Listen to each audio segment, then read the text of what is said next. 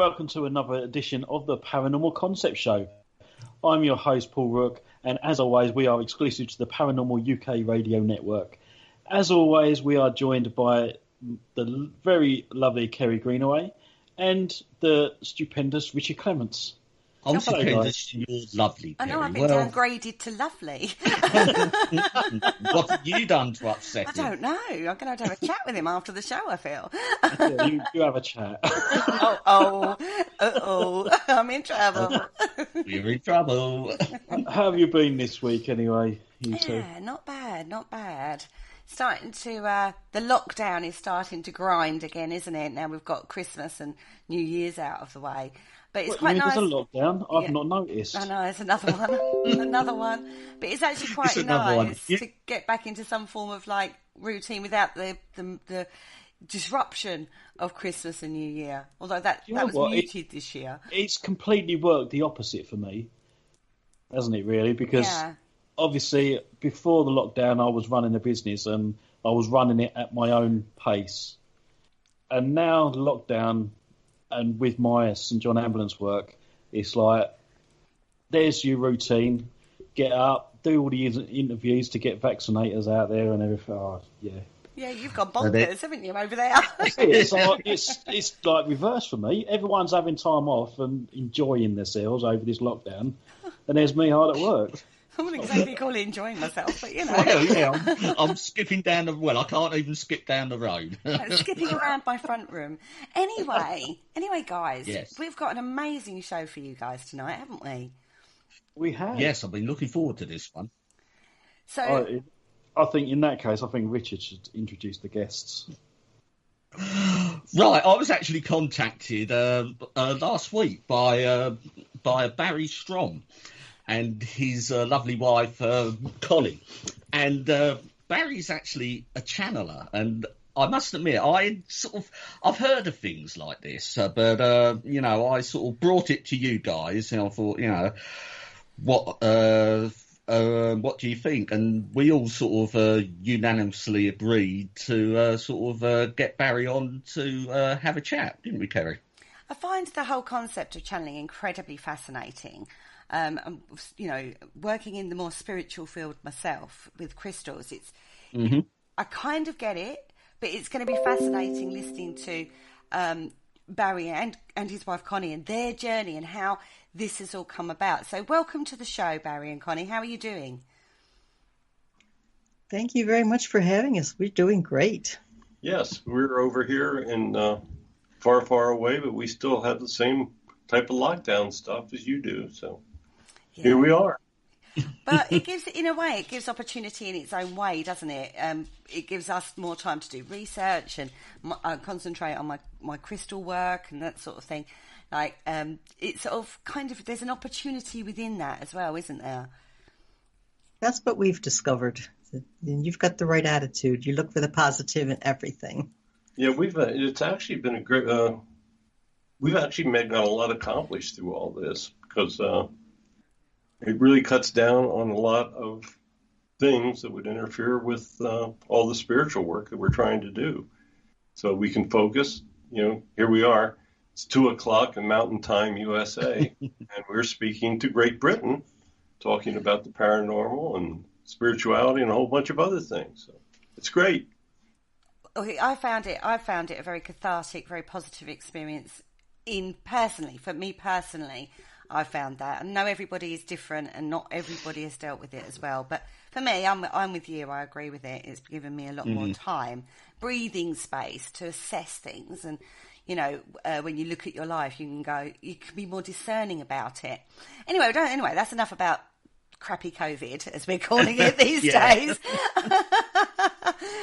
So Barry, how did you start in this field? How did you first recognise your skill? Well, that's going to be a bit of a long story. I never even believed in ghosts till I was about 60 years old. I have a business management degree, a civil engineering license, and a minor in statistics. Worked in construction all my life, and was even CEO of a company for a while. So it's, in the old days, I would have laughed at somebody like myself saying they could speak spirits. But here we are.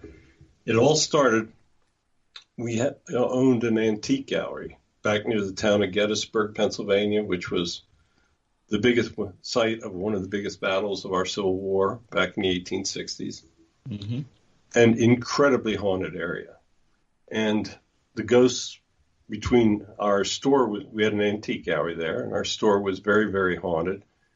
And the people that worked for me would tell me these stories, and I would laugh at them. I would think they were, what are they smoking right now for all this stuff? Then about 10 years ago, when the Depression hit here in the country, a recession, we had to go back and spend full time at the store. And the stuff started happening for me. We participated in a professional investigation of the building, and we had things I never imagined. And I started to gradually catch on to the fact that, yeah, they're everywhere around here. We had some, great EVPs. I actually saw a couple apparitions in the store, and even found out we actually had a portal in the basement of the store. And with the activity was amazing there. I started going over to the battlefield and taking pictures at night. And I got amazing photographs. I mean, we had apparitions of soldiers. I got different pictures. I've got pictures of real angels over there and a bunch of other things. Those are the ones on your website, is that right? Yes. Yeah, we have a website called spiritspredict.com. And I put a lot of pictures and things up that people can enjoy and see some of the experiences that we went through in our learning process. And things just started to happen. And people had looked at my photographs and they said, well, you ought to put these in a book. So I wound up writing my first book that was called Haunting and History of the Battle of Gettysburg, and I posted about 220 ghost pictures in it. Then we started to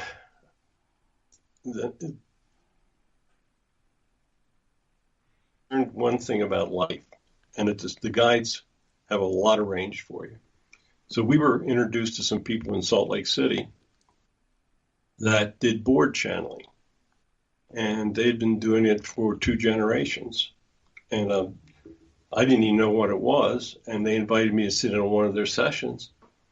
And they sit down at the board, and the first message they spell out is, "Hello, Barry, we've been waiting for you."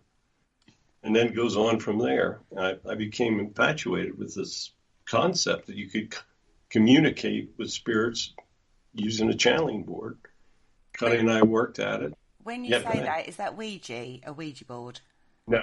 No? Can you just explain that term for us, please? Yes, it was very different. All I had ever heard about was a Ouija board. But the board that these people were using was basically a circular design with letters and numbers around the outside of the board. And once we got started, the guides actually came in and designed the board for us.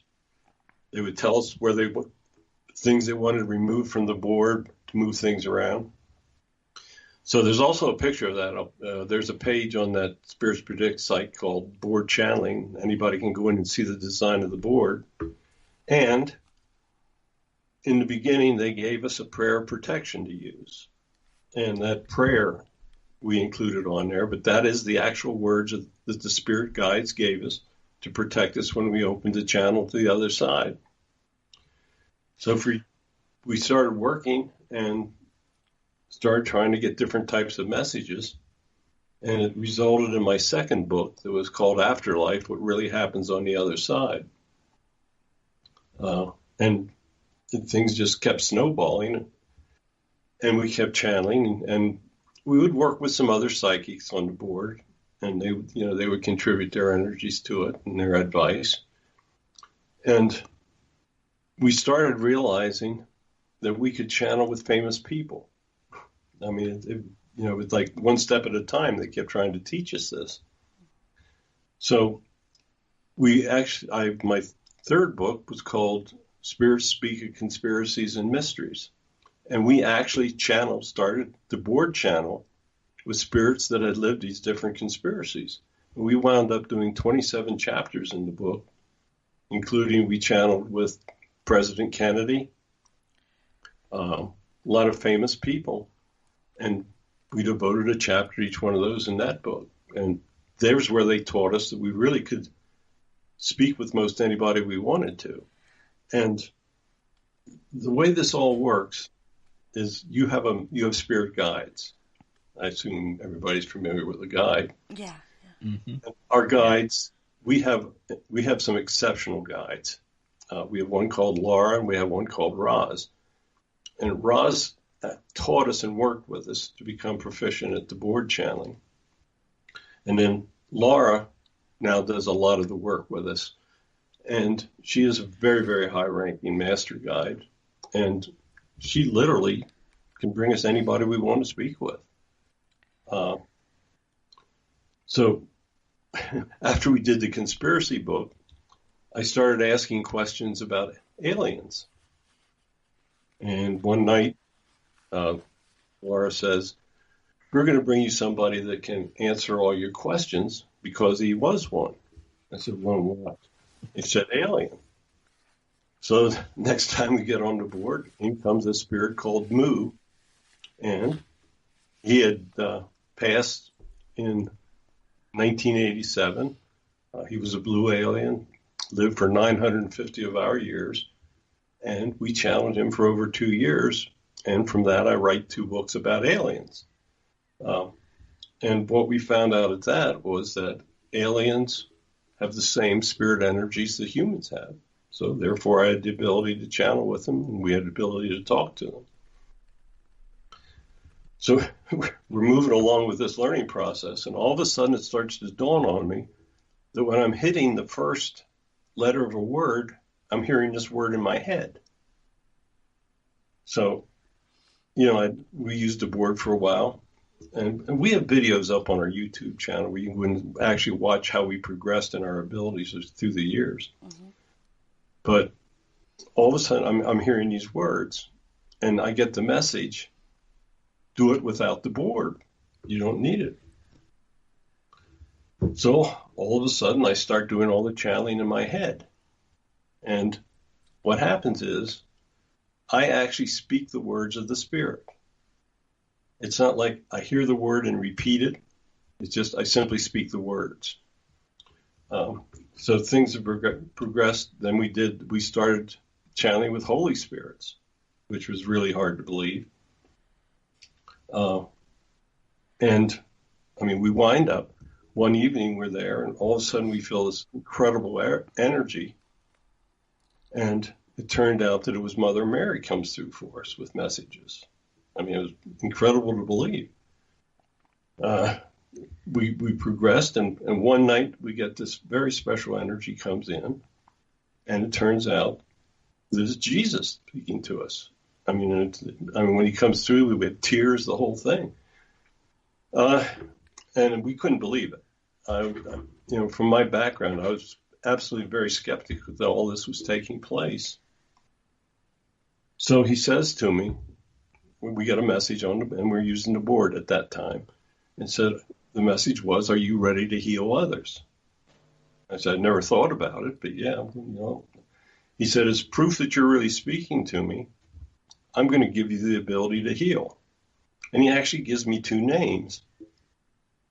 One of the names was the person that was in charge of a convention I was going to speak at here in Salt Lake. Went in, and he said she has a heart problem. And he gives me this special prayer.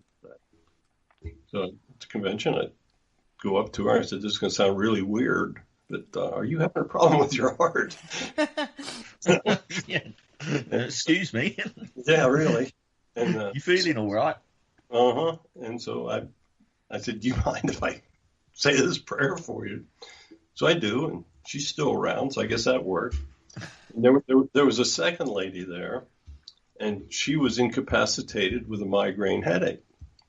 And I was overhearing what she was saying. And she was saying, man, I get these all the time. And I hear in my head, heal her.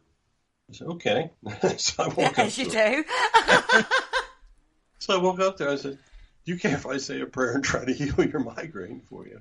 And by this time, everybody thinks I'm totally insane at the conference.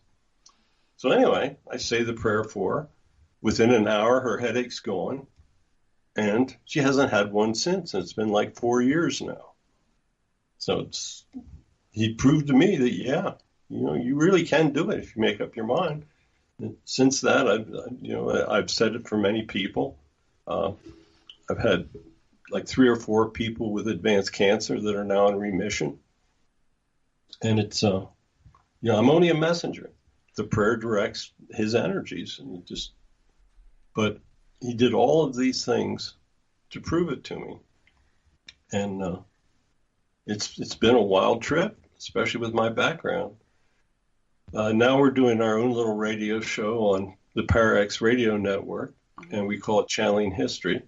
Mm-hmm. And every week we bring in a different Holy Spirit or spirit, and we channel with them for an hour, and we let the people in the chat room ask the questions of these spirits. Last week we channeled with Nostradamus for an hour on live time in the radio. We've been able to channel with archangels. We've channeled with 7 different angels. We've done Gabriel, Raphael, Metatron, and on our radio show so far, we did Gabriel a couple weeks ago for Christmas week, and it's just an amazing journey. It's incredible for me to describe it. Right. There is so many questions I've got at this point. Oh, I'm sorry. A lot of questions for that little trial. Yeah. Just from that synopsis, so many questions I've got going through my head. First of all, I would like to ask what it's been like for you personally, with your rational, skeptical mind from your background of work, to going into this world where the faith of your belief in what you're saying spirit are telling you, your faith in that belief in that is incredibly strong, but your mind must be going, what? Oh, many times. You know what I mean? Like, no, Jesus, thank you very much, lovely to meet you and all that, but it must be a battle in your head. Well, yeah, especially with the fact now that I can often see them when they're here with me. It's I can't describe it. It's just unbelievable to me as well. Even though you were skeptical right at the start, you didn't have much time. Did you have a religious conviction before? Were you sort of like brought up in a religious home? Well, I grew up in a very rural community in the state of Pennsylvania.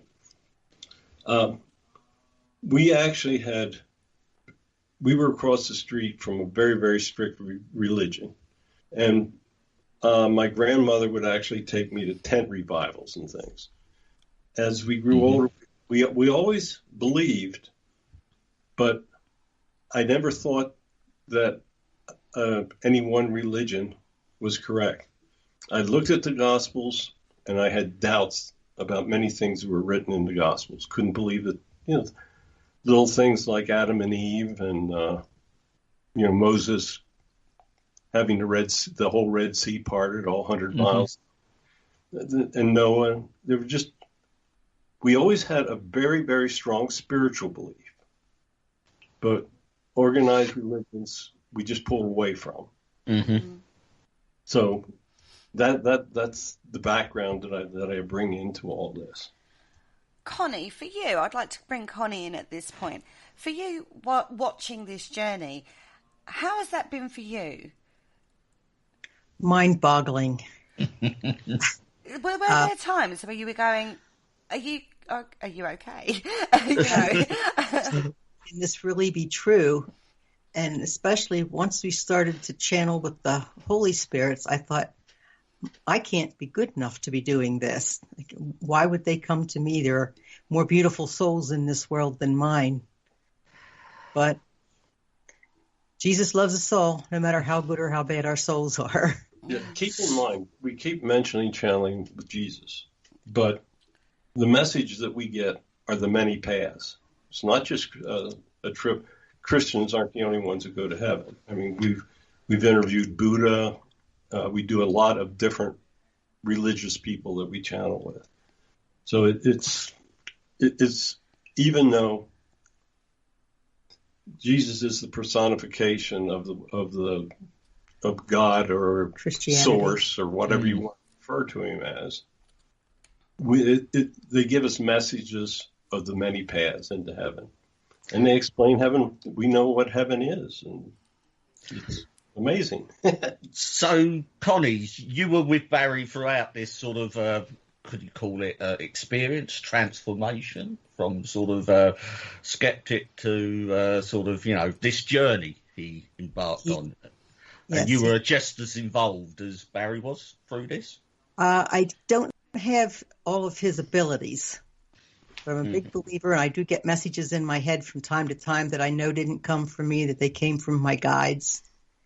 But he and I've been married. We just celebrated our 56th wedding anniversary. Oh, congratulations. That party boy from Lehigh University, I never expected in a million years to turn into what he is today.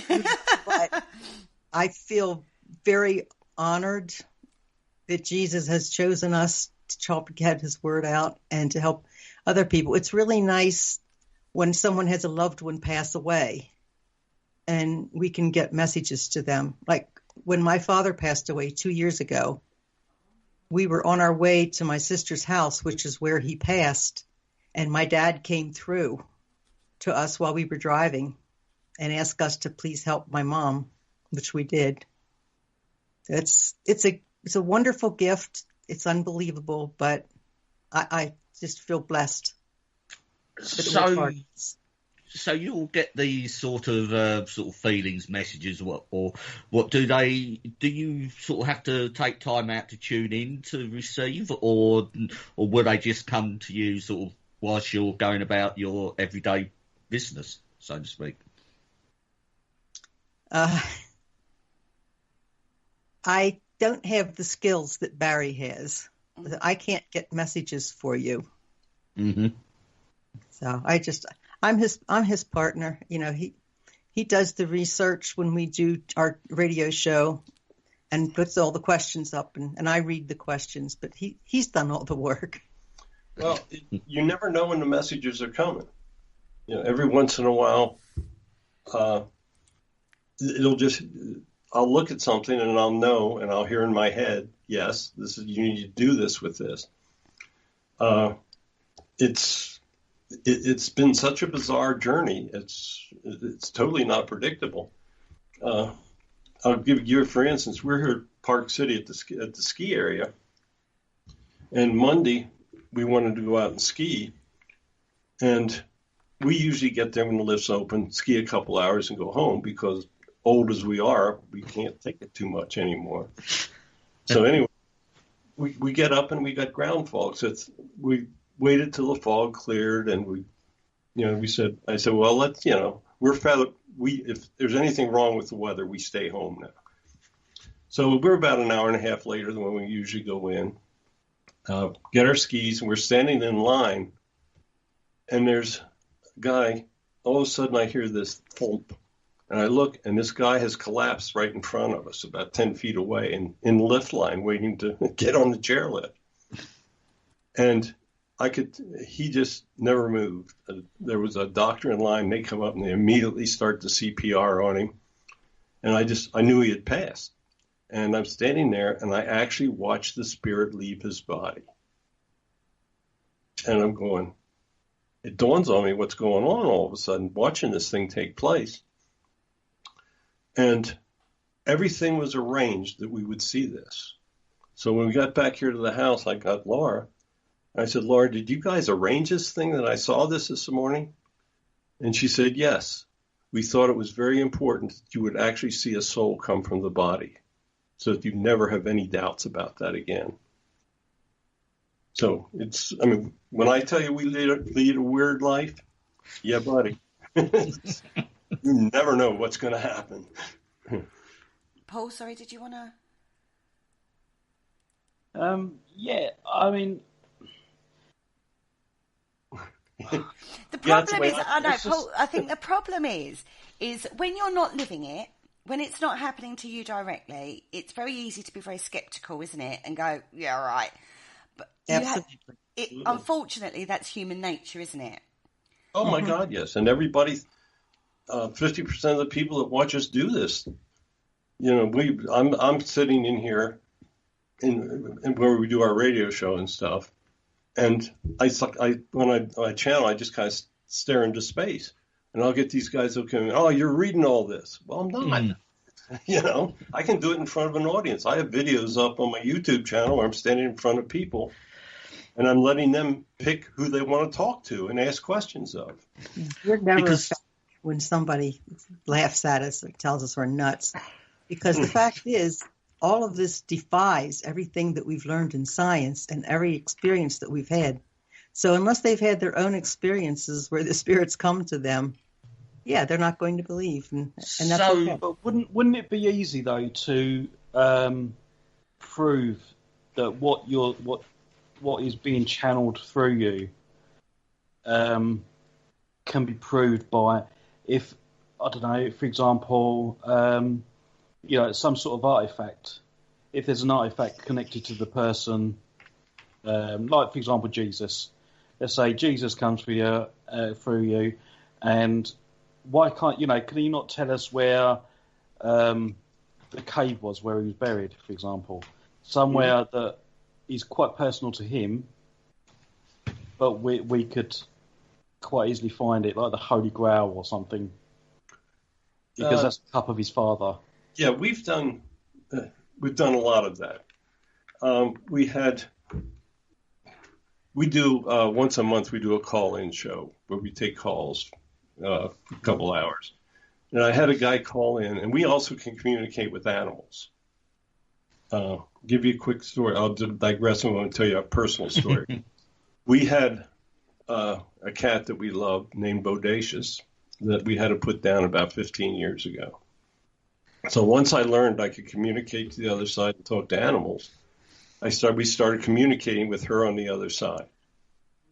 And I said, would you please come back to us? And in the beginning, she was reluctant because we were living in a small apartment back in Pennsylvania, having to stay with the store at the time. But one night she said, I'm channeling. I said, can we please have you come back? We'd love to have you back. She says, I will return to you in 13 months as a black kitten, and I will find you. Within 1 week of when she said, this black kitten finds us. We have her here with us, and it is exact. And she said, I want the same name. I want to be called Bodacious. And this black kitten finds us in the most amazing way within 1 week of when she says, and it is our old Bodie, because the personality is very similar. So, I mean, things like that keep happening. I'll go through another personal situation. 4 years ago, I'm starting to have some problems, and that I felt might be heart related. Connie was out here in Salt Lake City with our friends at Channel, and I was back in Pennsylvania. She gets on the channeling board out here, and the message she gets is Barry has to go see a doctor right away. So when she comes back home, I go see the doctor and wind up having a quad bypass. Obviously, I'm still here from it, so I recovered. Yeah. But that's sort of it's sort of validating it for yourself. Oh, wait till you hear the next part of the story. Okay. 2 years ago, I have a heart attack. Go into the hospital in Pennsylvania. They do all the tests. The doctor comes in, shows me the heart damage on the screen, says, we got to go in. You're not getting oxygen. We got to go do this thing. So they take me in, and I'm laying there waiting to go into the surgery. I got my eyes closed, and I see an angel comes up, stops in front of my face, and flies away. So I told Connie, I said, we're fine. Nothing to worry about. We're good. So we go in, they do the procedure, and I wake up, and I said, okay, guys, how many stents did we do? And they said, we didn't do any because we couldn't find any heart damage. So what do you mean? I just went through this and there's nothing wrong. They said we went through all the arteries. You have no heart damage. Your heart is very healthy. They wheel me out. I'm laying in recovery, and in my head I hear just as clear as can be, if I can have you heal others, I can heal you as well. And when that angel flew up and looked at me, he had healed my heart and performed 100% curable medical miracle. So, I mean, these things keep happening. Yeah. I think what Paul's point is that that's great validation for yourself. Mm-hmm. But if they've got a message to get out, these powerful entities that you're conversing with and giving that message, why are they not giving something more tangible for a wider audience, for something that can't be ignored or dismissed, and even would make the skeptics go, I can't explain that. Why will they not do? Why will they not step that far in? You can imagine the impact that would have on world spirituality if that happened. Yes, and I think that's going to happen in the future because they've told me to write 3 books. My last book was called Spirit Speak, Channeling the Life of Jesus. In that we channel everybody related, told the true story of the birth, crucifixion. Get ready for this, his married life. A lot of things aren't in the gospel. Yeah, and not shocked by that bit, to be fair. We're all familiar with that one, yes. Well, in that book, we even channel with his wife, and she tells us the story of their marriage. Is that Mary Magdalena? No. Ooh, spoiler alert, everybody. No, a woman by the name of Toba. And his marriage was kept a total secret because they felt the Romans would kill the family. He knew how he was going to die. He was going to be killed by the Romans. And he wanted to protect his family. So it was one of the best kept secrets ever of the time. The only disciple that ever knew he was married was Peter. But that's the background behind it. But in that book, we go through that, and then we tell the whole story of his life. And but that lays the foundation. Now, I just had a new book come out last month, and it's called Spirit Speak, Channeling Jesus and the Holy Spirits. And in that book, we start by channeling with Moses, and he tells the story of the Exodus and what really takes place. We could have a chapter with John the Baptist, Mary Magdalene, Mother Mary, and then we do a chapter of messages from Jesus, and then we do some current souls. We do Mother Teresa. Have a very interesting chapter with Constantine, where he tells how he selected the Gospels. And then we wind up even with a chapter with Reverend Billy Graham with his soul, because he had passed, and we brought him in for the final chapter. So that's a book about his messages, which is out now. And then I'm working on a 3rd book that he wants me to write, and that is simply about his contemporary teachings and how his teachings relate to what's taking place in the modern world. Hopefully I'll have that done in another year, and then those 3 books will lay the foundation that he wants laid for what his teachings are. So that's where we are with the books. But yes, I think when the 3 volumes are complete, they tell me something's going to take place. They won't tell me what it is, but I think that something will happen at that point. Okay, so the angels or whoever it was told you to write a book. What books have you written? Well, I've got 7 out there now. Okay. But they've led me through all the books. And the amazing part of my writing is I can't write. I can do math, statistics, but I was a horrible student at English and foreign languages. Avoided every writing course I could ever avoid because I did poorly in them. And all of a sudden, I have a writing guide, and we're hammering these books out. So that's all part of the miracle as well. Because anybody that knew me back in school days knows darn well that I was very specific in the courses I avoided. Yeah, I can do with a Courses guy. like that. Yeah, I can do with one of those guys that'll help write my blogs, I think. So almost like the books are almost like a channeling experience as well. Mm-hmm. So okay, so let's talk about that side of things, right? From my understanding, spirit comes close to talk or to come through you to give that message, and it can get very close. In fact, of like your face changes, like transfiguration can go on, can't it? Trance mediumship almost. But when I've watched your videos, you don't seem to be in a trance. But that's just an external perception. What's it like for you when they're that close to you? Bizarre. That's about the best way to describe it. It's a very, very light trance.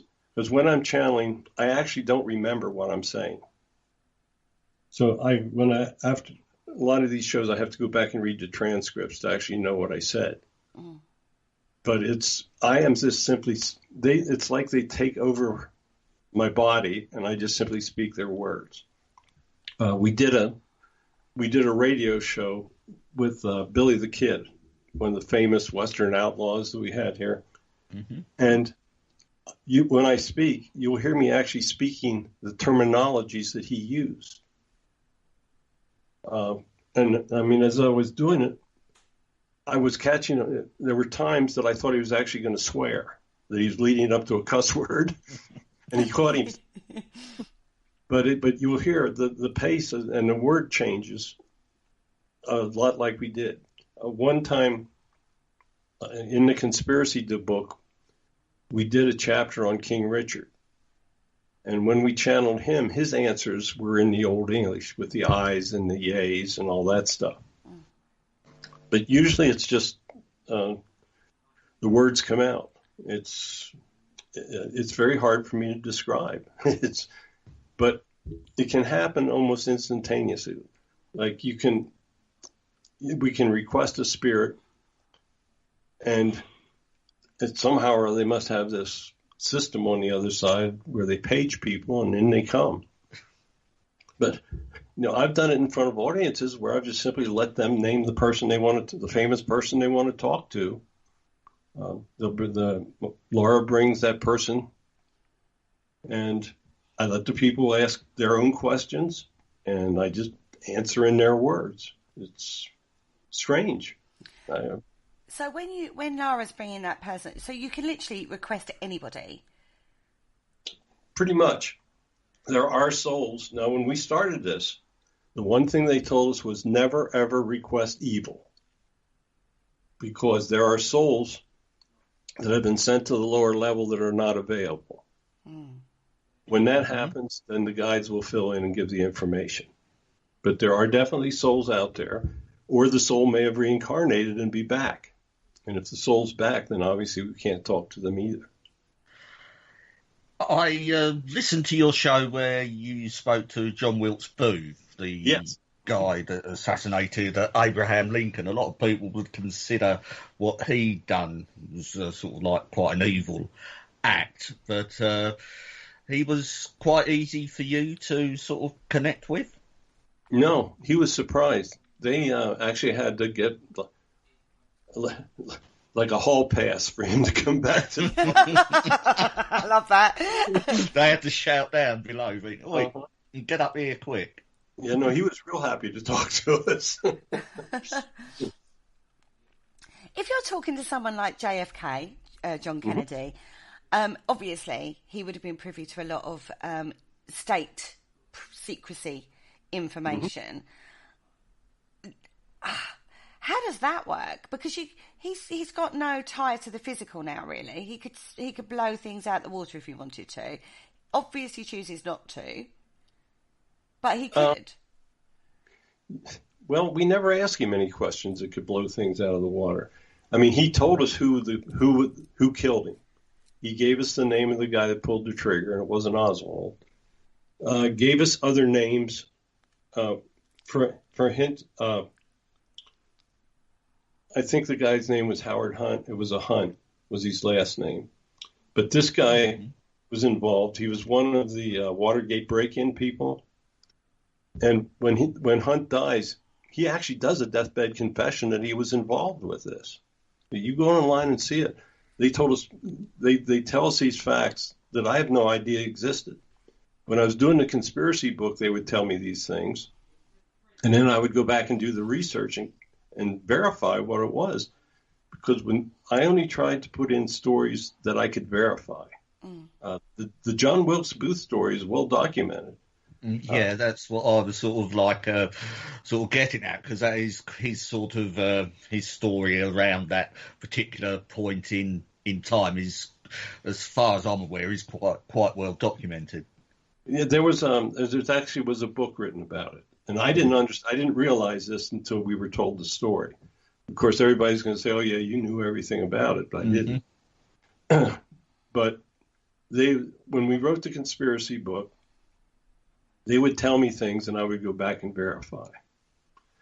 We did a chapter on George Patton in the book, and he told me a story I absolutely could not believe, that he actually wasn't killed in Europe. And he even gives me the name of the nurse that cared for him back here after they brought him back. Gives me the address of where they kept him out in San Francisco. I mean, these were things, and now those are things I couldn't verify, obviously, because they're deep, dark secrets. Yeah. But he was so specific in all the details he was giving me. It just blew me away. To do that chapter, we wound up channeling with him 3 different times because I just couldn't believe what he was telling me. Yes, I watched the story. Because Patton was a great believer in reincarnation himself, wasn't he? He was I can remember sort of reading stuff, and he believed himself that he was sort of like a multi sort of reincarnation of quite a few famous generals throughout history. Yes. Yeah. And he told us about those too. Yeah. I mean, he told us a lot of things that, we didn't put into the chapter. But no, he's an amazing guy. But all of the stories we heard, just like we're going to do a show on our radio show where we're going to do unsolved mysteries. I had started actually writing a book about unsolved mysteries, and they told me to stop. They need me to do this other thing. But for instance, I had already written a chapter on Jack the Ripper, and they gave me his name, who really was Jack the Ripper, and his background and everything, what happened to him after the crimes were committed. So we're going to channel that one of these weeks on our radio show. Can you give us a spoiler? That's What obviously one of the most enduring stories in the UK. You can pretty much understand why I'm very curious on that one. That would have pricked a lot of ears up over it. It's no name you've ever heard of. Ooh. It's a guy that he was a butcher, and he committed the crimes, and the police actually brought him in and talked with him, but they didn't think he was guilty. And after the police talked to him, he goes to France, commits a couple more incognito murders over there, and then dies of a sickness. But it's not any name that is ever, any famous name that's ever connected with it is not accurate. Oh, we're going to have to tune in on that one, aren't we, on the Soul yes. show. He's not going to give us any more, damn. Said you wanted to tease. I should imagine when our producer hears this, he'll be having a coronary. Honestly, in the UK, when that show goes out, the whole of the UK is going to be like listening to that one. Prepare yourself is all I can say. You're going to get multiple ripperologists probably being there on that show. Yeah. No, but it's not. But they told us the whole story of the guy that did it. We did a crime that happened in the 70s over here was D.B. Cooper. I don't know if that name rings a bell over there. Yes, was he the guy that parachuted out the back of the aircraft? That's correct. Yes. They gave us his whole story, what happened to him. he actually gets injured when he tries to land. When he goes out of the airplane, he misjudges the wind speed and it blows all the money away. Oh, how gutting. Because the story is, for those that don't know, he hijacked an aircraft, didn't he? And they loaded some money on board, and he took off again, and then he literally just parachuted out the back of the aircraft in mid-flight. Yep. And but we're going to do that. We're going to do that crime. And the famous pass in Russia, what Duntov starts with a D. I can't think of it right now. Yeah, Pass. Now that's another one, isn't it, Kerry? Where all those people killed. Yeah, we're going to do that one also. But we also know what happened there because I'd written that chapter also. So it's going to be an interesting show when we switch over to and do that special. And then in April, we're going to channel the captain of the Titanic. And we're going to find out what really happened on the anniversary of the sinking of the Titanic. So we do a lot of interesting stuff. You certainly do. Now, there are a couple of things I would like to ask you about. You've channeled a couple of people that are modern people and have living relatives, like Robin Williams and Princess Diana. Mm-hmm. I would like to ask, and I say this with the utmost respect, where do you sit ethically with that? Because that is very personal to people that are still alive, and it's very emotive to a lot of people when you're talking about channeling people that are in this modern time. Both of those people are incredible characters in their own right, very emotive when you talk about their particular deaths. Mm-hmm. But because they have living relatives, do you not feel that that's not maybe something that should be non-territory? It should be lovely to talk to you, but I'm not going to put that out there because it must be very upsetting for the relatives that are still alive. What's your argument for that one? Why would the truth be upsetting? Because only the people that their families are know the truth. Don't they want? I mean, if my family was involved, I'd want to know the truth. Do you not think they already do? I'm sorry? I said, do you not already think that they know the truth? In a lot of instances, I don't think they do, no. We're going to talk to Robin Williams on Sunday. I know you are. Prepare to laugh is all I'm going to say on that one. He hid his depression behind humour.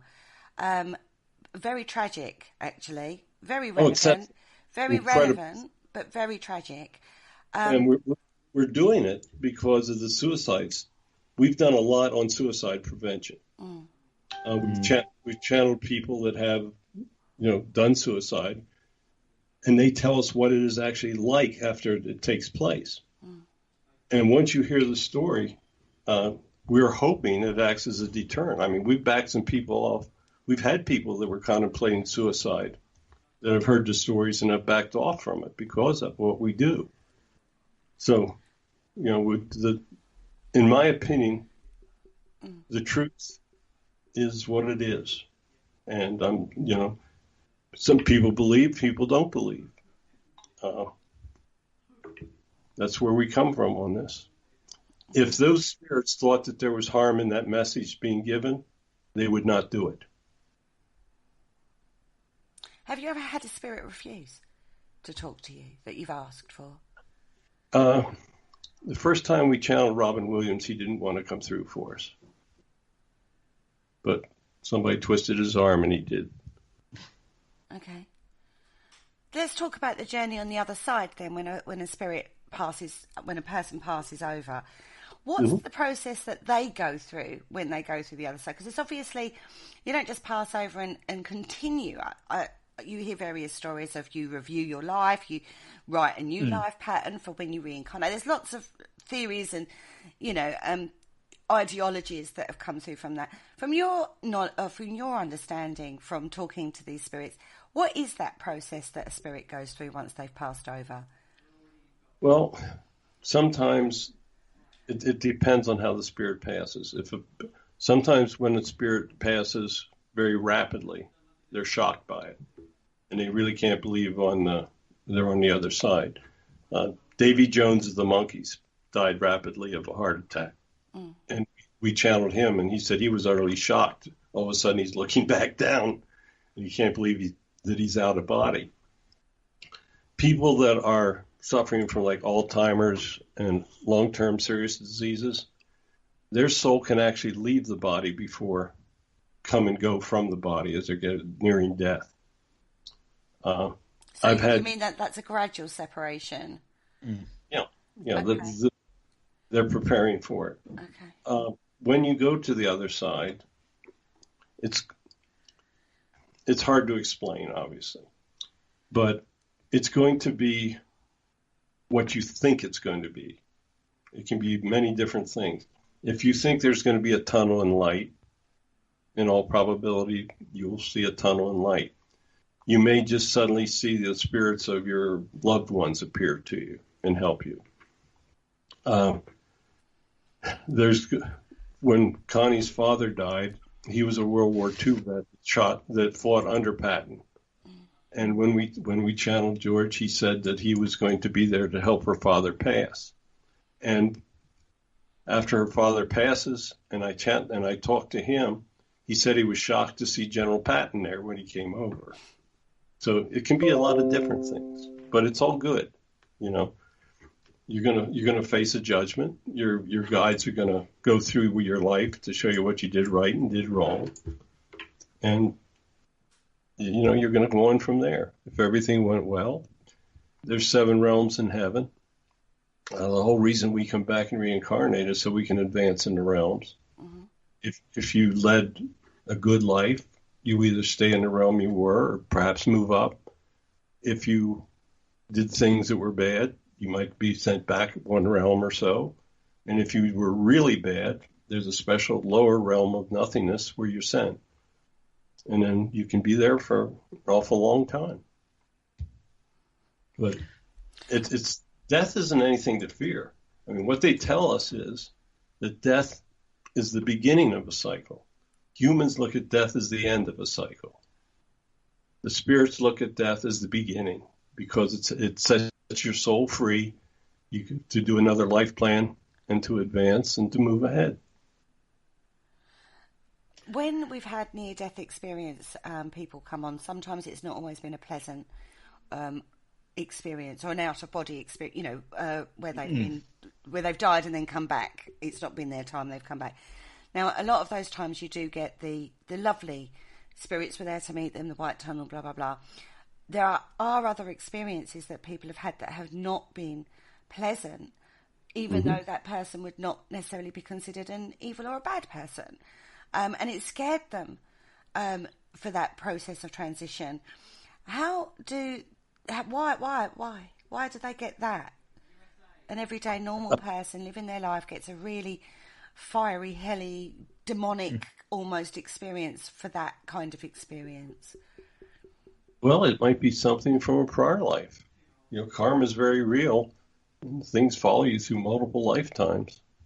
Don't know. I haven't ever talked with anyone that had a bad experience. Richard? Yeah, so the process on the other side is sort of, you say there's different levels and stuff, but for the souls that go over, the ultimate goal is to be reincarnated again. This is a ongoing process. For evolution. It's for soul evolution. Yeah, it's like, you know, when you speak of reincarnation, now this is going to be something that a lot of people are going to disagree with here. Your soul energy has been basically around since creation. So where has your soul energy been when the humans weren't around? Humans only been here for 250,000 years, and the universe been around for billions. Well, the answer is your soul's reincarnated on other planets. And that's why when I channeled with Moo, he had the same soul energies. So all of us have lived lives on other planets. It's just the way it is. That brings us back to the conversation we had with a shamanism called Gareth Hughes. Yeah. And he said exactly the same thing. And he said the reason why we've got more people on the planet now is because they're not just coming from this planet, they're coming from everywhere. They're queuing up, waiting for the Earth experience. And at the time, we were all sitting there thinking, oh, no, step too far. But you're saying the same thing. You're validating that same concept, aren't you? It's the way it is, of course. Brilliant. Where was your soul energy before humans walked the earth? We're told that our planet has been visited since the time of the dinosaurs. That's 65 million years ago. There are planets out there where the souls have advanced to the point that they get along. They don't try to kill each other. They have such advanced technologies that mutual destruction is out of the question. Humans are a very young culture. We're very violent. We have not learned the messages of getting along. We're sent back. All people are sent back with free will and egos. And how that free will and egos affect their lives is how the evolution of this planet will be determined. And I mean, I refer to God as a sports referee. He stands back and watches. He is not the manager of the team. He's going to let humans do what they want. I mean, we're going through this in the United States right now. This is free will at its best. I mean, we're either going to make it or we don't. Because keep in mind, every great civilization in the world has been destroyed. There have been some that have lasted for thousands of years, but they all come to an end. And if humans can't accept the fact, this is the first time they've been given weapons of mass destruction. So God's not going to take humans off this earth, but humans can take themselves off. Yeah. On that note, we've actually come to the end of the first half of the show. And we're going to take a quick break, catch our breaths, and then continue with this absolutely fascinating discussion after the break.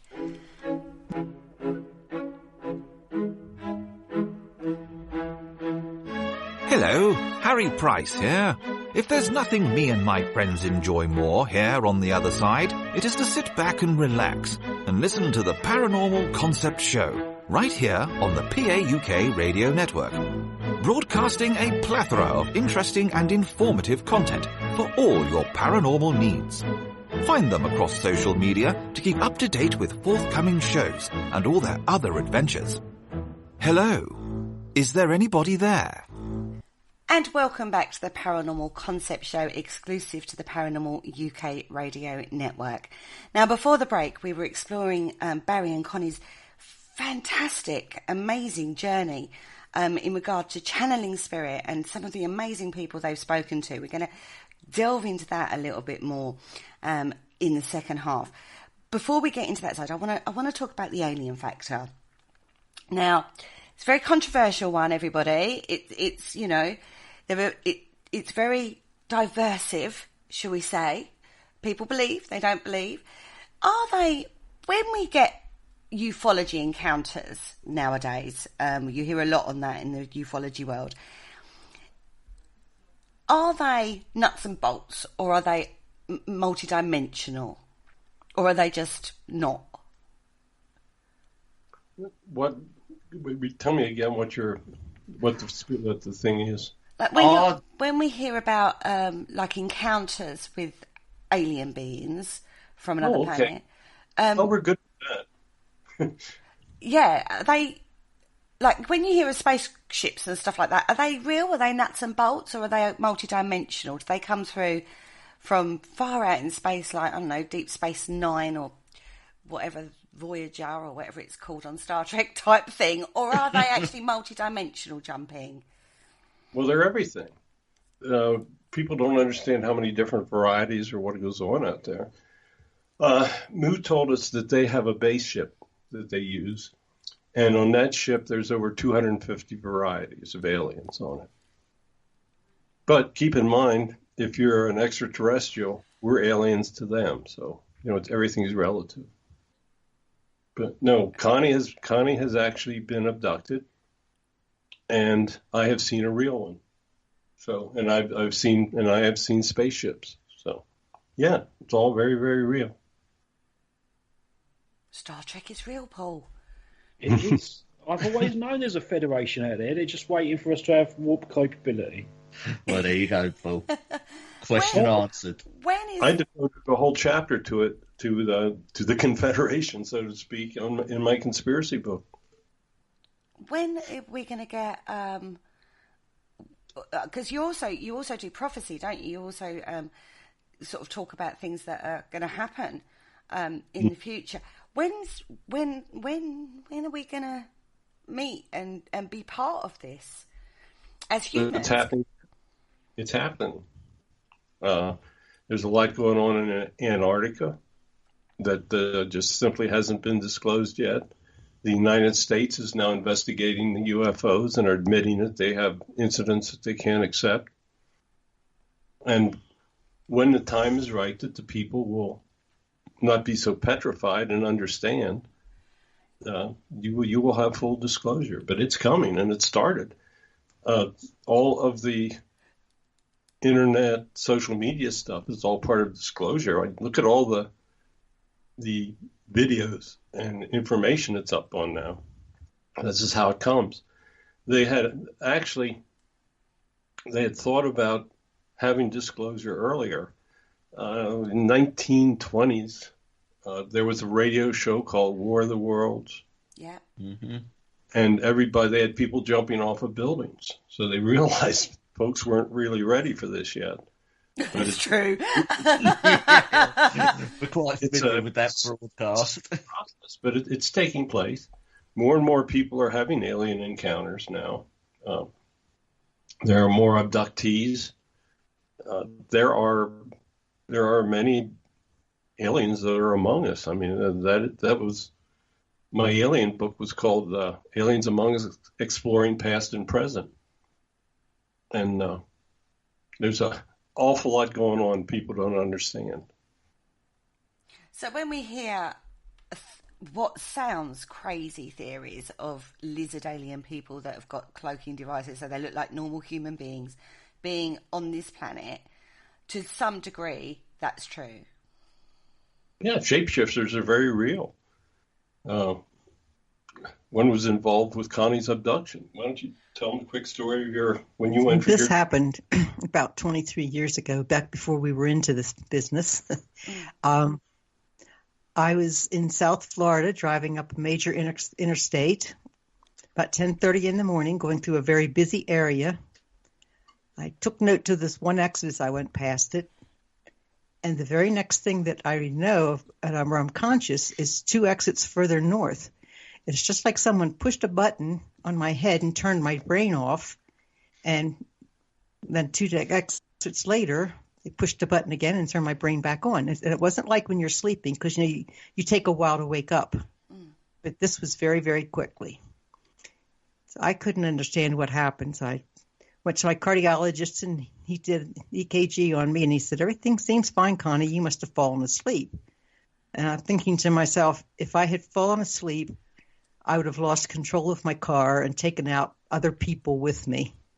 And I thought about it for a few years, then I just finally put it aside because there's no explanation. So about 4 years ago, we were on the channeling board with Moo, our buddy from outer space. And Barry asked him, he said, "Moo, have Connie or I ever been abducted?" And he said, "Yes, Connie has." And as soon as he said that, I knew exactly when it happened. And I said to him, "Moo, why didn't the car wreck?" And he says, "It's easy when you know how." Tell me how. Yeah. He says, "Shapeshifter." So evidently when they took me, and the reason they take you is for educational reasons. They never take you for something evil. In fact, I met a woman up in Toronto, Canada, who had been abducted, and she has memories of hers. I have absolutely no memory of what happened during my abduction. But she said she was laying on what felt like a metal table, and she had been diagnosed with a cancer shortly before this happened. And she was going to be soon going back to the doctor for them to set up an appointment for her surgery and treatments. And she said there were these beings around her, and she felt this horrible, horrible pain. And when she came out of all of this and then went back to her doctor, he couldn't find the cancer. So what they did was they took her and they cured her cancer. So it's amazing stuff. You often sort of hear when sort of like in the ufology world where people have different theories, is there any conflict going on? You know, because it always seems to be Earth-centric that we are sort of like a sort of quite a, you know, we're not ready for anything because we're quite sort of like a violent race and stuff like that. We don't listen. But with this sort of alien sort of like sort of groups and them, is there any conflict within them, or do they all sort of live in peace and harmony? Well, they've learned that they have to get along because their technology is so amazing compared to ours. I mean, the thing you got to realize, if aliens or extraterrestrials meant us harm, we'd be harmed. We'd be long gone. I mean, they've been around for millions of years, where we've been around for, 250,000. So they're really advanced. I mean, they can do things. One time I asked Moo, my blue alien buddy, I said, when you were, and he lived on a planet called Robe. It's on the far spiral of the Milky Way. And I said, how long did it take you to get from your planet here? And he said, it took about a week. So a week. They have this technology that we cannot conceive of or even imagine. They feel emotions we can't think or imagine. And that's why you have to reincarnate on all these different worlds in order to advance, because you have to understand all this stuff. So, I mean, you've reincarnated thousands of times throughout the millennia. So you thought you felt old now? Think about that. There you go, Kerry. It takes a week. No, I not centuries. Take a week. This is an argument we have on a regular basis, Barry, between the presenters. So, Moo, let's talk Moo, because I've heard of other encounters with the blue aliens, and I find alien quite rude. Actually, do they have a name like we have humans? It depends. Keep in mind, there are forms of aliens that you can't. There are light figures, energy figures. There are alien types that don't have body forms. They're shapeshifters. There's so much going on out there, you just can't conceive of it. Mu, that was his name on his planet. His name was what? Mutua. Mutua. And he said, just call me Mu for short. So they have names, but it's all different. Now you've got this connection, particularly in regards to Connie. They abducted her in a time when you wasn't disconnected, but now you are connected. Mm-hmm. Why wouldn't they ask permission? Would you mind us helping us advance with our studies type kind of permission? That would be polite and nice, wouldn't it, to do? Rather than just abducting people. Well, we were told that before we came back and reincarnated, that we agreed to the abductions. Right. Oh, I don't think I agreed to that. There was no harm done. I was fine. And the other gal that I met actually had her cancer cured. So. Yeah, they're positive experiences, aren't they? But for some people, it's a terrifying experience.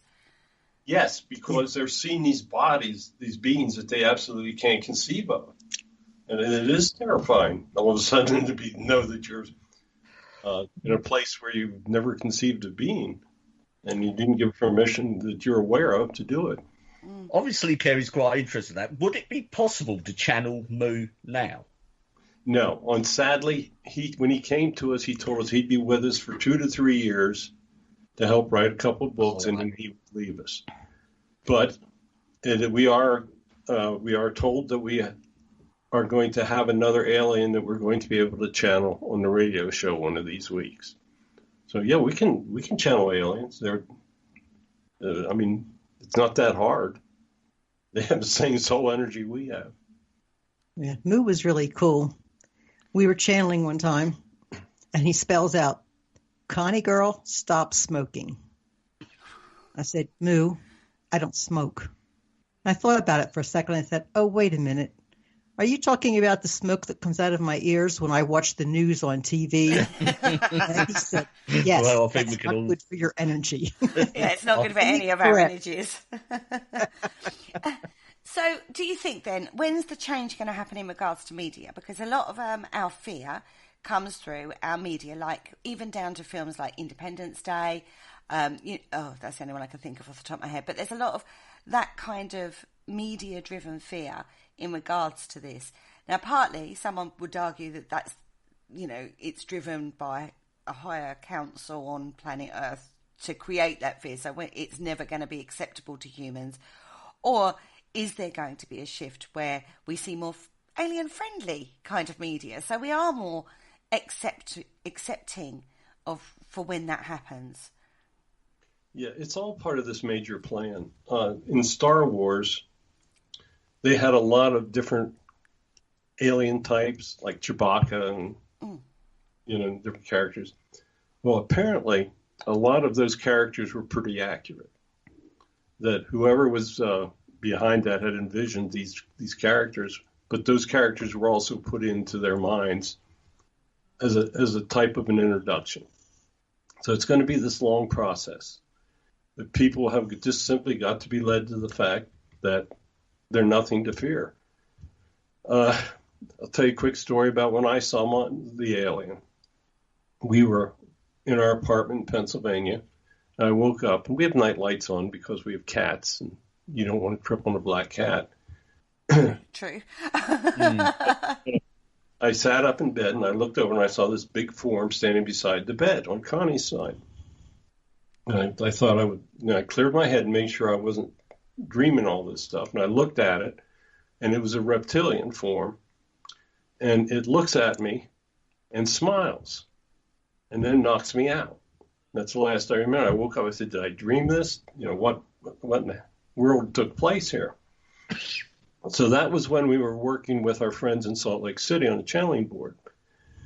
So that night, I get them on the channel on Skype, and they have the board in Salt Lake, and we're sitting in Pennsylvania, and they know absolutely nothing about what took place. Okay. So I said, Moo, can you come to them out in Salt Lake?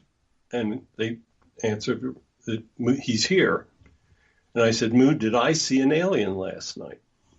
And in Salt Lake City, they get the answer on the channeling board, yes, and did you see him smile at you? And I told nobody, not even Connie, that he had smiled. Mm-hmm. So, pretty good verification, and it actually took place. I do have to say that it's not just Star Wars that got good aliens. I mean, you've got Star Trek, and you've even got blue aliens in Star Trek. The Andorians. Would you say... My blue alien stood 7.5 feet when he lived. No, they're not that big. Would you say perhaps sort of like authors, artists, more creative people are sort of more naturally in tune to this, and they are sort of tuning into something whether they know it or not? Because you often hear sort of authors and the way they develop characters and stuff. I'm particularly thinking perhaps of the script writers of, say, Star Wars. I mean, even though they probably think they've made these characters sort of up from their imaginations, would you say that they are tuning into something? Yes, these thoughts are being put into your mind. This is all part of the plan.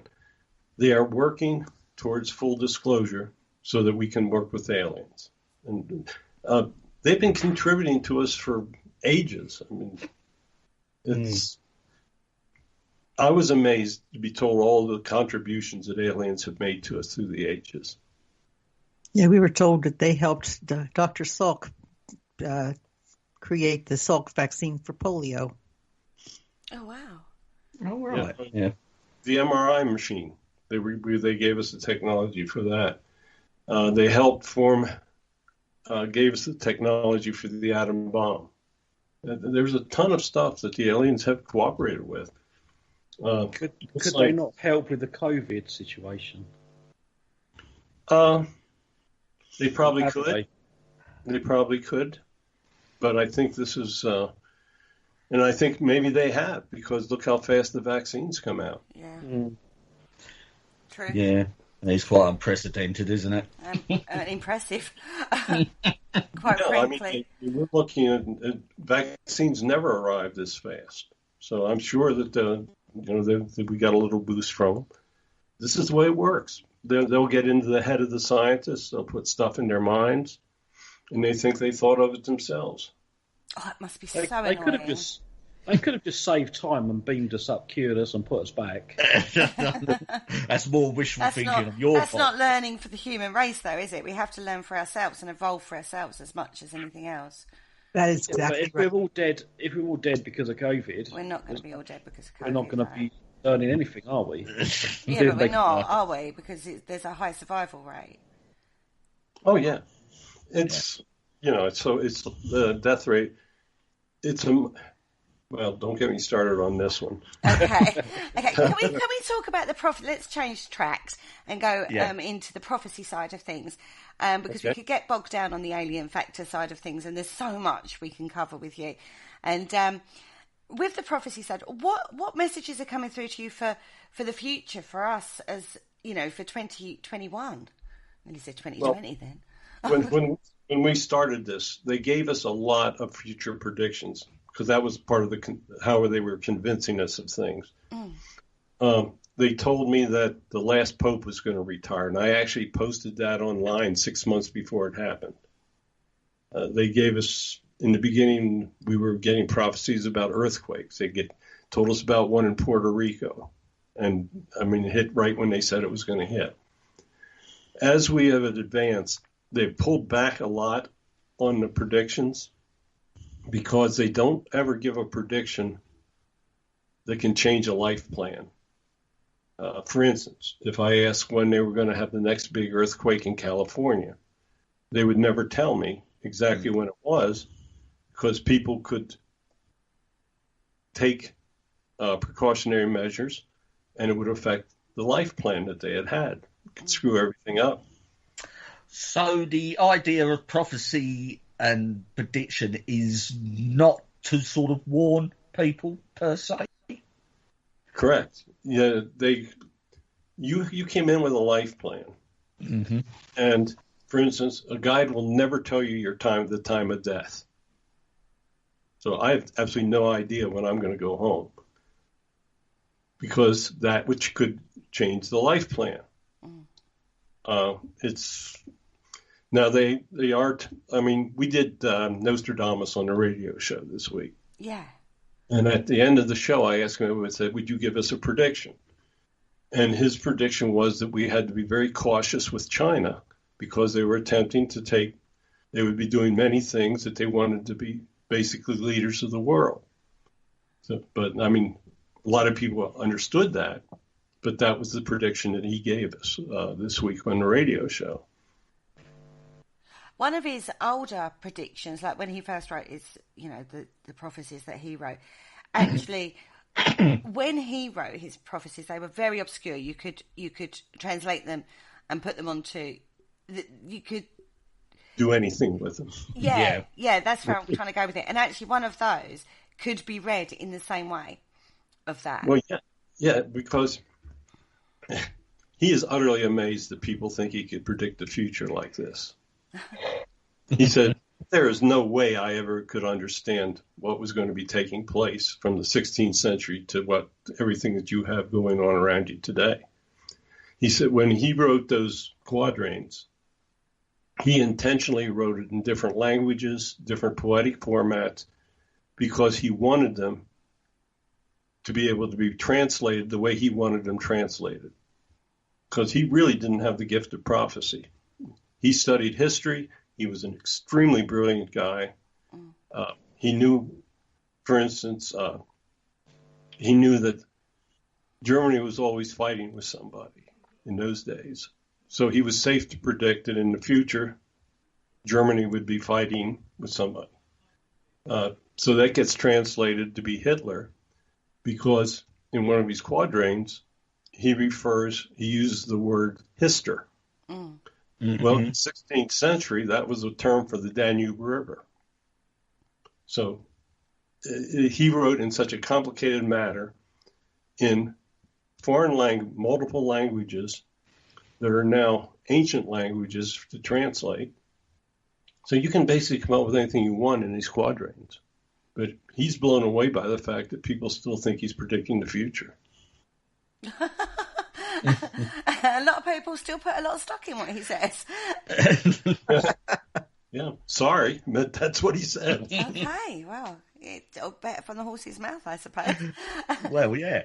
But that just shows, though, how people put their own... the intention of the person who did it is generally different from what everybody assumes. And that's just a pure example of that, isn't it? Oh, yeah, he wrote the quatrains to make money. I mean, people in those days were scared that the end of the world was coming. He wanted to take advantage of it, which he did. He had a very wealthy lifetime with these quatrains that he could interpret in any way he wanted to. Oh, gosh, he could still be making money off of it today. Clever man. His lesson. So, Barry, we've got roughly around about 40 minutes of the show left. Would you give us a demonstration of channeling? Would you be able to do that for us? Who do you want to talk to?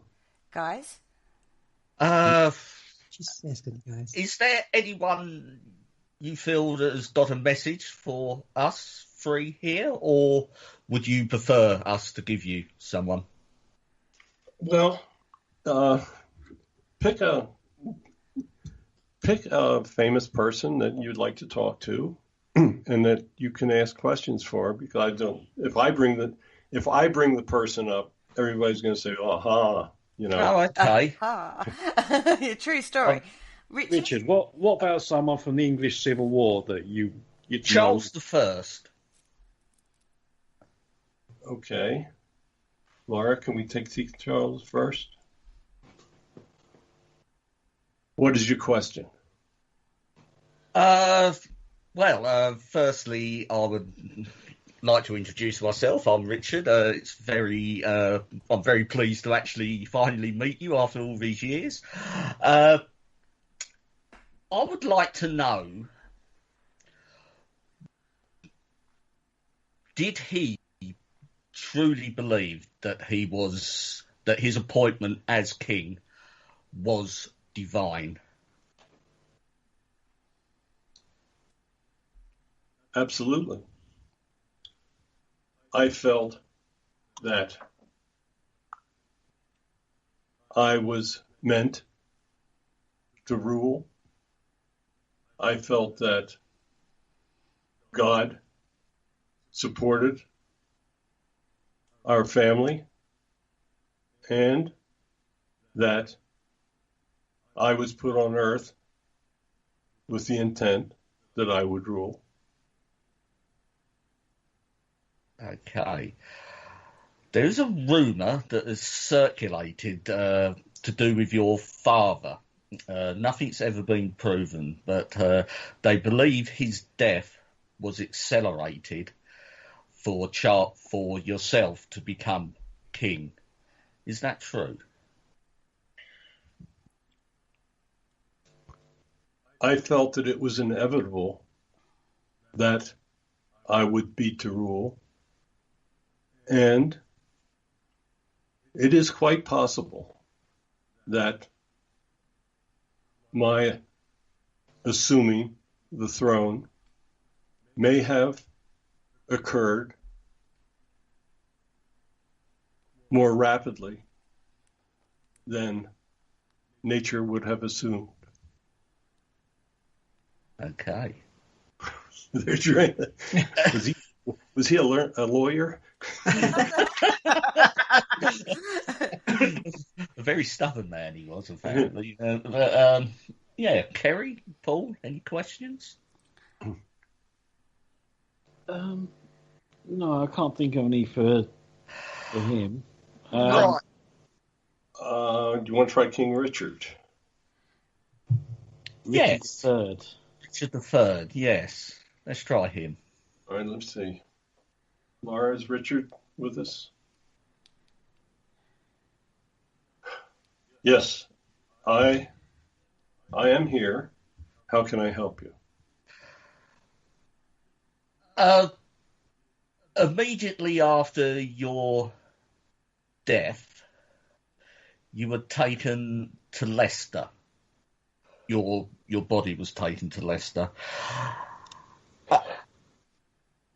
There was a lot of rumours circulating of what actually happened to your body after your death. Could you tell us what actually happened? When I was killed, there were those that wanted to mutilate my body, and there were those that wanted to attempt to preserve it. My soldiers that were left hid my body and buried it so that it could not have been mutilated and burned. There was never any marking where they buried my body. It took many years until I could find someone that I could lead to the general location of where my body was buried. Okay. Can I ask a question? Yes. Off you go, Kerry. How do I phrase this? What part did you play in the Princes that went missing? Oh, that was so going to be my question. Sorry, Paul. That was going to be my next question as well. Yeah. What happened there? I loved the Princes. I swore to my brother that I would protect them and that I would watch over them. When I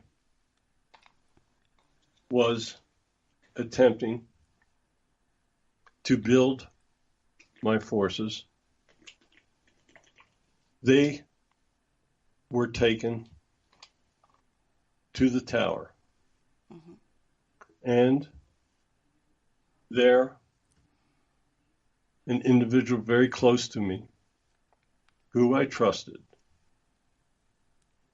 had them murdered. I was blamed for it. But when I heard what had happened, I cried and felt that I had broken my oath to protect them. It was all part of the conspiracy that led to the traitorous events that caused my death. Which battle did you die in again? I died on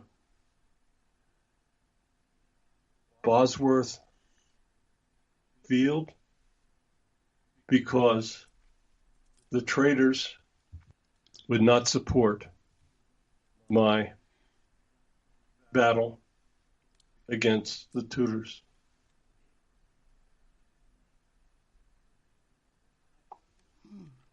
Guys? What hill did you die on?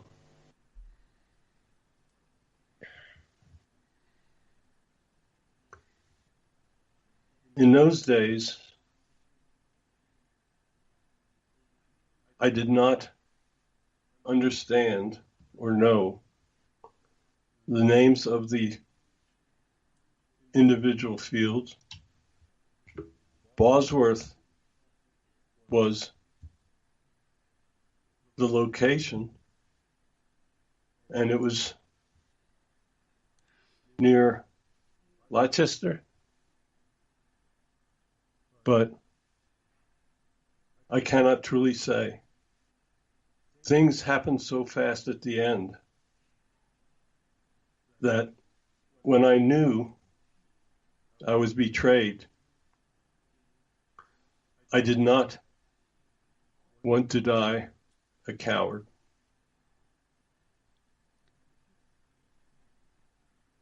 Hey. Are you, how you've been written in the history books, how do you feel about that now? I have been betrayed by history as well. The work of Shakespeare did much to besmirch my name. I tried to do my best for the people of England. I had much more that I wanted to do.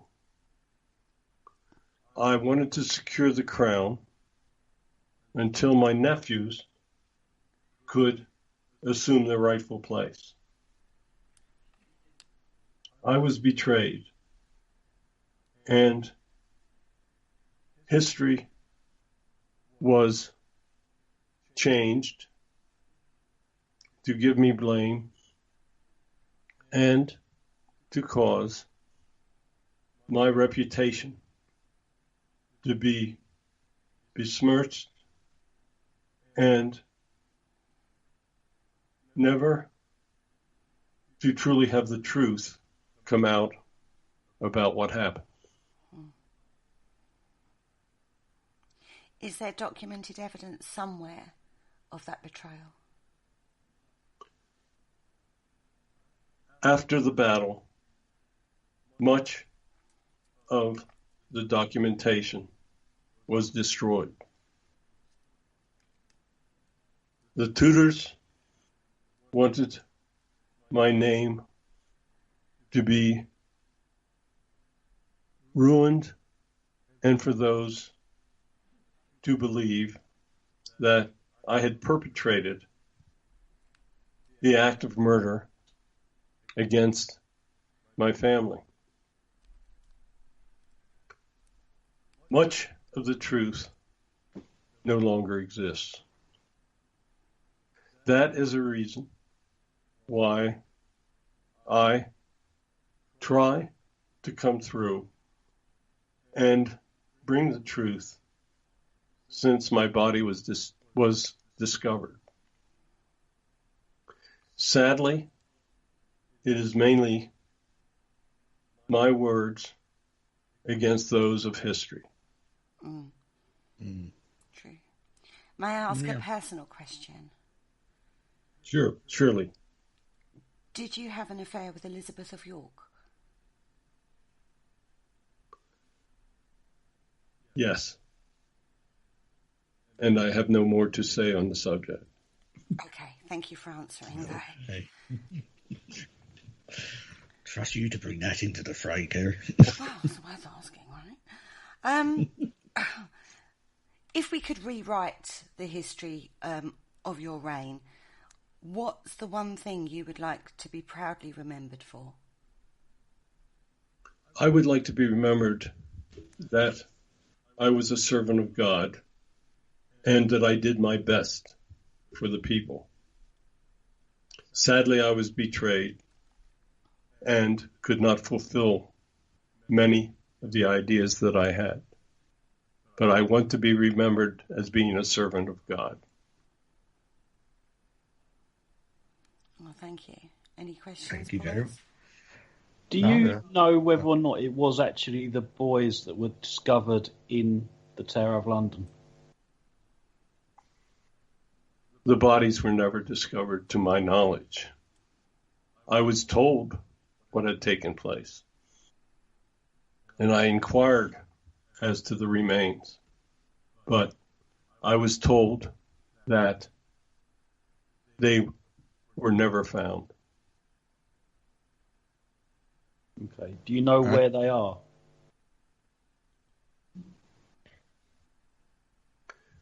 They were taken to a potter's field near the tower and were buried along with the indigent and the poor.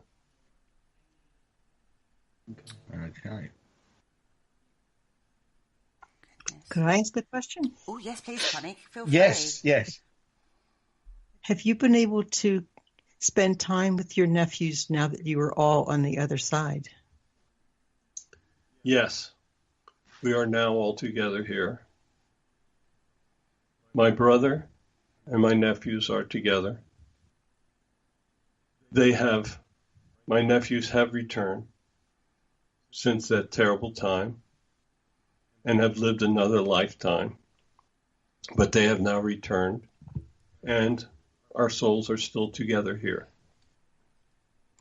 Very good. That's nice. Yeah. That's nice, isn't it? Are you reunited with Anne? We do see each other. We have life together in other lifetimes, but she also has lived many lives without me. But she is here, and we do see each other. But bear in mind, when you are on this side, things are much different. Okay. Oh, goodness me. Well, thank you for speaking to us, King Richard. That was very nice. May we speak to another infamous character from history? Could we speak to King Henry VIII?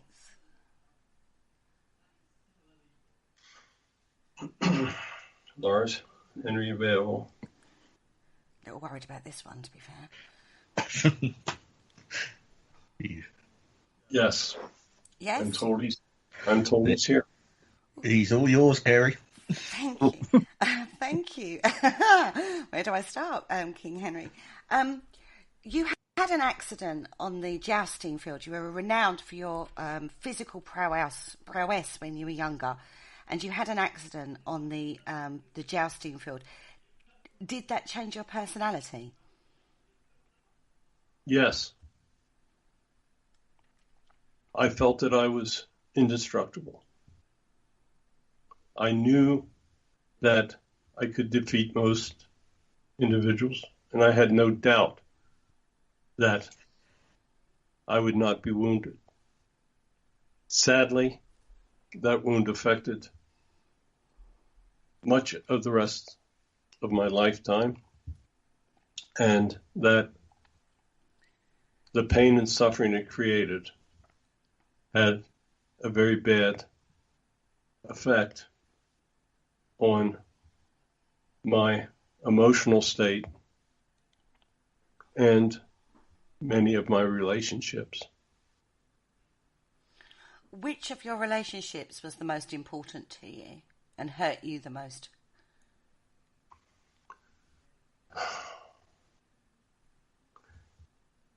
Having a wife take a lover was the most devastating thing that I could have imagined. That was a very difficult time because I knew how I must react to it. And I did. You most certainly did. In regards to Anne, those particular accusations were not proven. How do you feel about that situation now? Do you feel you were manipulated by your counsellors? I was manipulated in many ways by many counselors. However, now that I am on the other side, I know the truth. And I know that in that case, I acted in a manner that was suitable for the actions that were taken.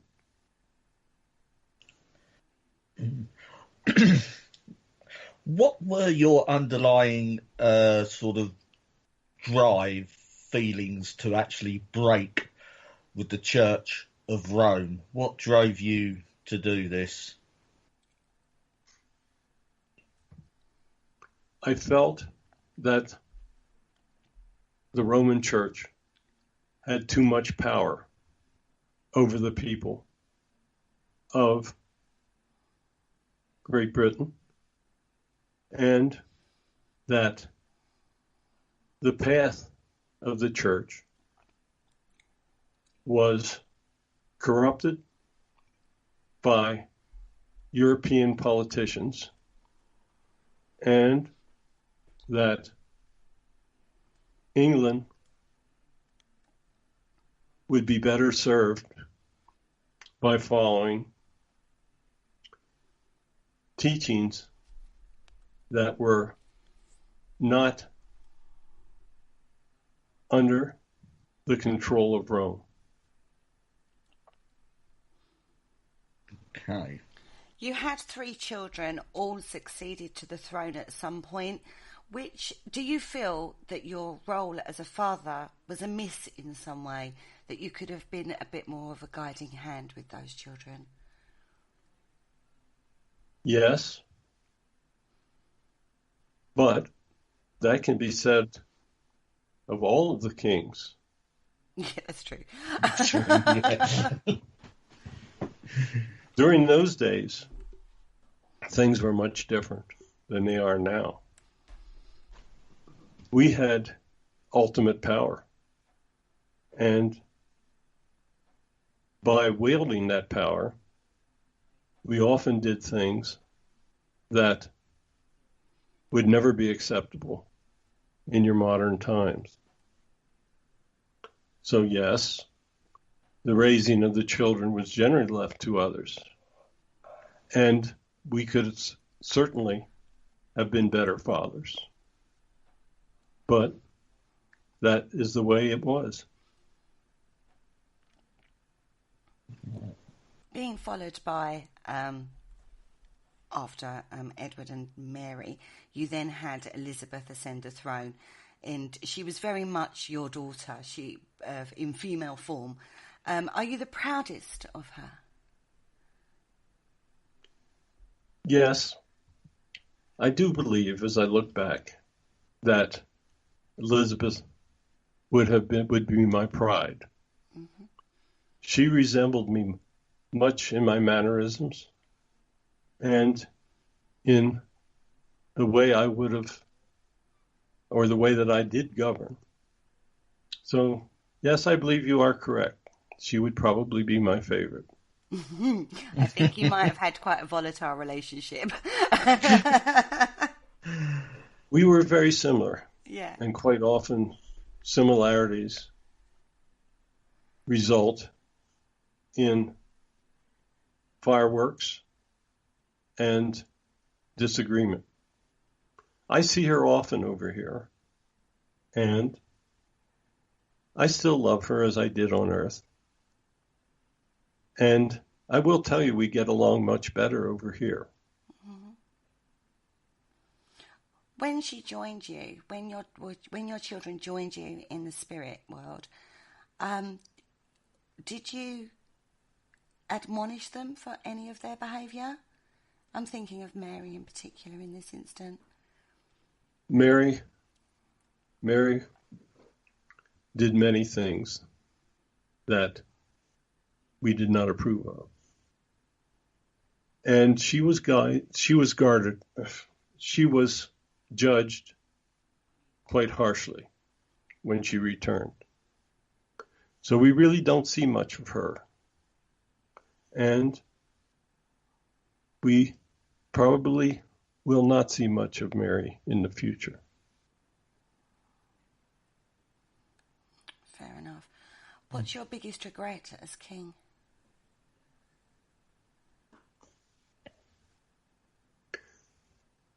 My biggest regret as king is that I did not fulfill many of the desires that I had.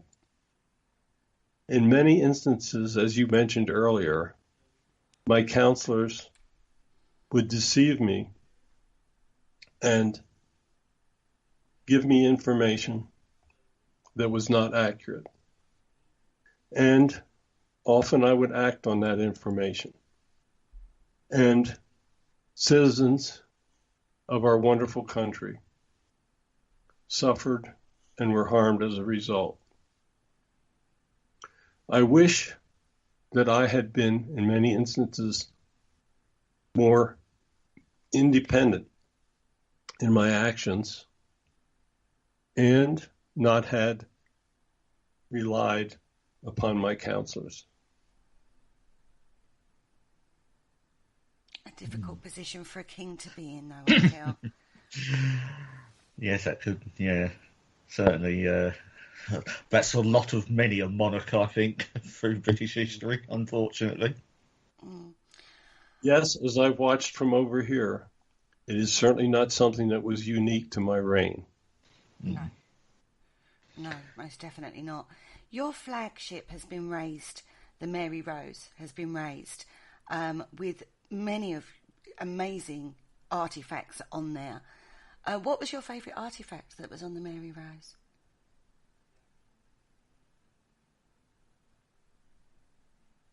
I would say that while many of the artifacts on the Mary Rose were important to me at the time, that there was a chalice that I felt was very important and had spiritual connections. I'm not sure if you are aware of that chalice, but it was on the ship, and I believe that it was recovered. Okay. Okay, thank you. Is there any markings on the chalice that I can look for? It is my coat of arms on one side and a cross on the other.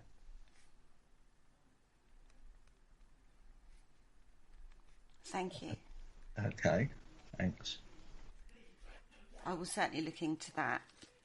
So thank you for that information. Anybody else? Connie, have you got any questions? Not off the top of my head. You've done a pretty fine job of putting them together yourself. Oh, thank you. Yeah, well done, Very Kerry, for taking that one. History lesson. I have to say, thank you for talking to me, King Henry, because you have come across in the history books as a very iconic king. The time that you lived in is something that's very, very looked upon with romanticism and fondness, I would say, and intrigue with how you reigned and some of the actions you took throughout your life. Some of that obviously has to do with your wife's situation.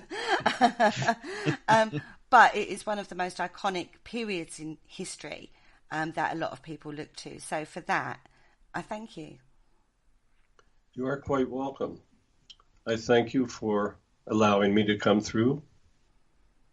I look at what is taking place in our wonderful country now, and I often wonder how things have evolved to the situations that are now occurring.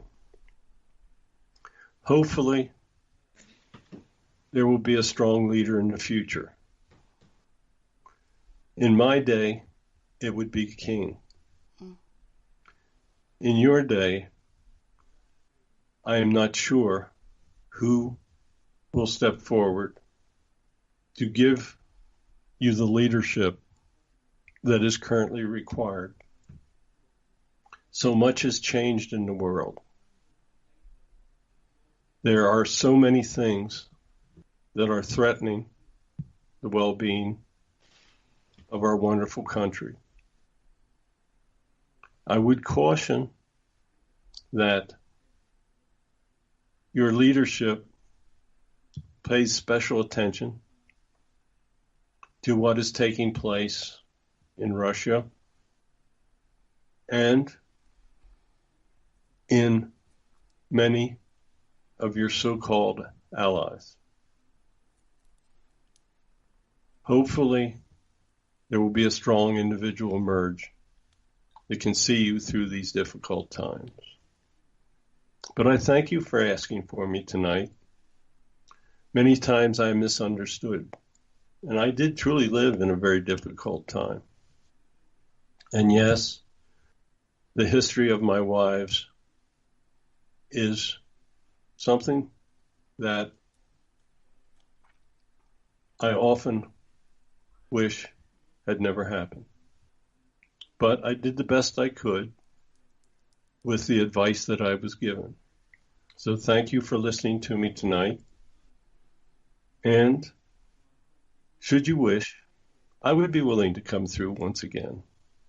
So good night and thank you. Well, thank you. Well, thank you very much. It's been an absolute honour, to be fair. Kerry, you're all flattered there. I'm amazed, actually.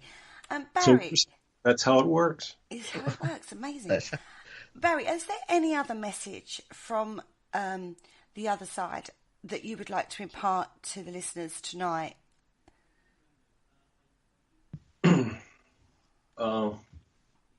Laura, does anybody want to give a message, a general message?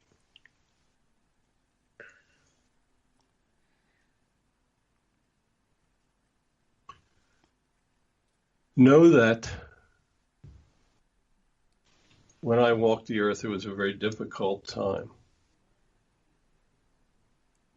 The Romans were very violent, and paganism was rampant. Many of the words that I spoke are very important for what's taking place today. If humans don't learn to love one another, they will self-destruct. There will never be a time that God will destroy humanity, but humanity now has the capability of destroying itself. If you return to having the love of God in your heart, the love for others, and the desire for humans to evolve peacefully as other civilizations in the galaxy have learned. If you learn those lessons, humans will evolve. If you show hatred to others, others will show hatred to you. If you show love to others, hopefully they will show love in return. So just know this. The evolution and future of humans is in your own hands.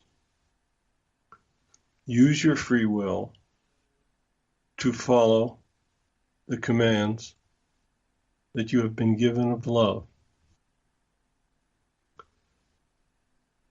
So, I thank you for asking if there was an additional comment.